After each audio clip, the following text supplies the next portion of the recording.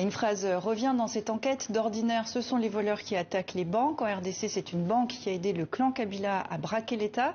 Vous visez la BGFI Bank. Qui est cette banque ? La BGFI Bank, c'est une banque qui est basée à Kinshasa, qui est la filiale congolaise de la holding BGFI, du BGFI Group, qui est elle-même basée à Libreville, au Gabon, et qui a des filiales dans de nombreux pays de l'Afrique centrale, et notamment à Paris. Et la banque se présente comme étant la banque la plus puissante d'Afrique centrale. Dans ce cas bien précis, on vient de le voir, l'enquête est complexe. Est-ce que vous pouvez nous résumer en 3 phrases ce système de détournement d'argent public? C'est quoi la clé de ce système Kabila, si on peut l'appeler comme ça? 3,5 millions de documents bancaires, c'est un échantillon. C'est un échantillon de ce que a pu être la kleptocratie pendant l'ère Kabila. Mais c'était un échantillon assez volumineux. Il faut savoir que cette banque, elle a été capturée. Elle a été capturée par le clan Kabila. Elle était dirigée par le frère adoptif de Kabila, Francis Sélémani. Et 40% des parts appartenaient soi-disant à la sœur de Kabila, Madame Gloria Mteyou. Et ensuite, cette banque s'est mise au service du clan Kabila en détournant de l'argent public, et qui est ensuite allé vers des sociétés qui appartenaient à ce cercle très restreint. Comment vous avez eu ces documents ? Je ne vais évidemment pas vous dire comment nous avons eu ces documents. Je vous pose évidemment la question. Bien sûr, protection des sources. Mais en tout cas, nous avons obtenu ces documents, ainsi que le site français d'information Mediapart. Nous avons partagé avec de nombreux autres partenaires afin que nos enquêtes soient les plus abouties, les plus crédibles possibles.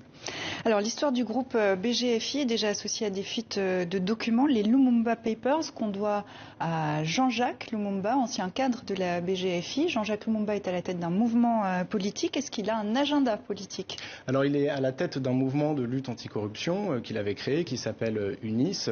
Oui, aujourd'hui, il a peut-être des volontés politiques, comme il a mené une lutte avec des mouvements citoyens, comme Filimbi et la Lucha, pour faire en sorte que la corruption ne soit plus ce qui rythme la vie politique congolaise. Mais est-ce que ça ne risque pas de jeter une ombre sur ces révélations? Les révélations d'aujourd'hui de Congo Hold Up, mais il n'est pas lié aux révélations de Congo Hold Up. C'est bien, il travaillait pour la même banque, cela vient confirmer ce qu'il a toujours mis en avant, mais on parle de révélations beaucoup plus volumineuses. Pas de risque de manipulation?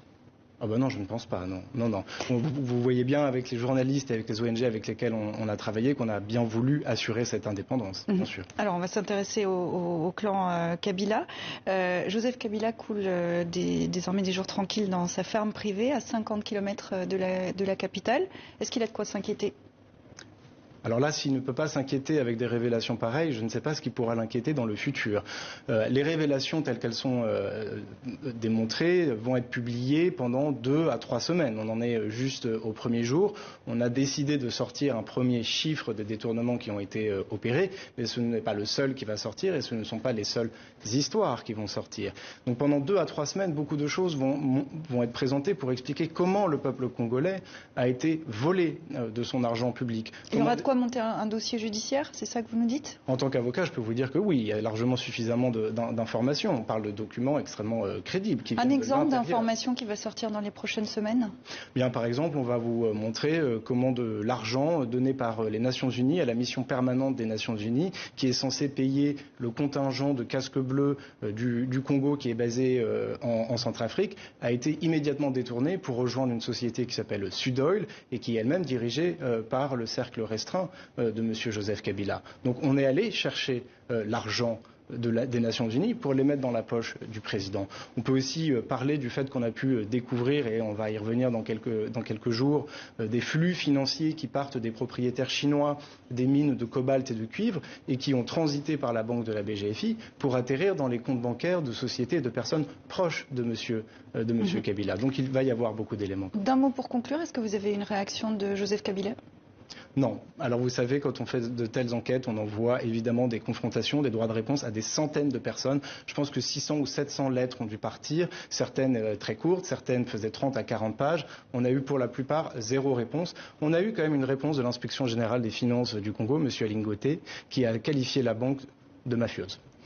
Précision importante, depuis ces révélations, la rédaction de TV5 Monde a cherché à contacter des proches de Joseph Kabila, jusqu'ici en vain. Rendez-vous donc dans le journal Afrique. Merci Henri Tulliez. Merci à vous.